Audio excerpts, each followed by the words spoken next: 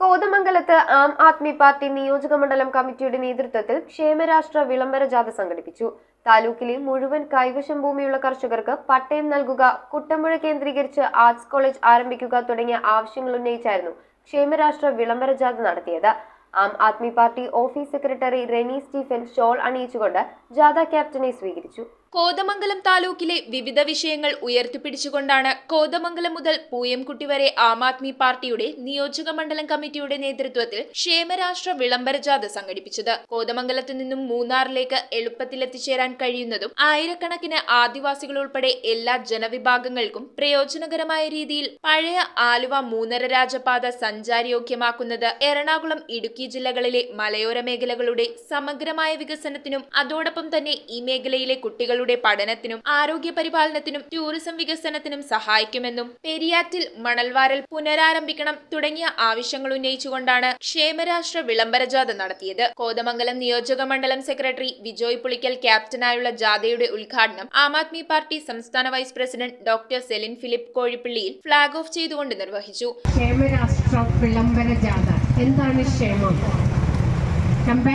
Compassionate ആയിട്ട് സ്നേഹത്തോടുകൂടി മറ്റുള്ളവർക്ക് ബുദ്ധിമുട്ടുള്ള ഇല്ലാത്ത ഒരു ജീവിതം ഒരുക്കുക എന്നുള്ളതാണ് ഒരു ക്ഷേമരാഷ്ട്രം എന്നുള്ളതുകൊണ്ട് ഉദ്ദേശിക്കുന്നത്.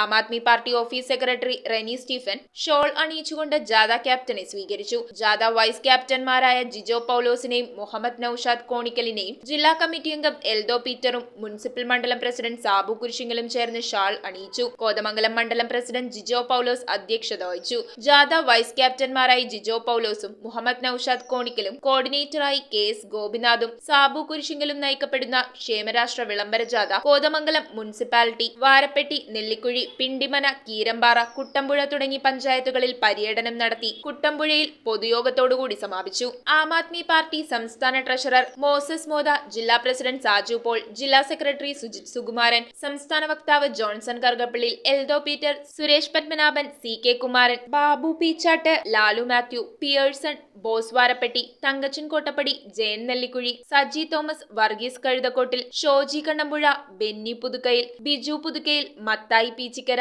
ശാന്തമ്മ ജോർജ്, ജോൺ ഒറവലക്കുടി, ചരൺ കീഴേത്തുപാറയിൽ, ബോസ് മാടവന, ജെയിംസ് മേക്കാട്ടുകുന്നേൽ, റെജി ജോർജ് തുടങ്ങിയവർ വിവിധ മേഖലകളിൽ പങ്കെടുത്ത് പ്രസംഗിച്ചു. 5 വാർഡുകളാണ് പഞ്ചായത്തിന്റെ ഈ വടാട്ടുപാറ ഭാഗത്തുള്ളത്.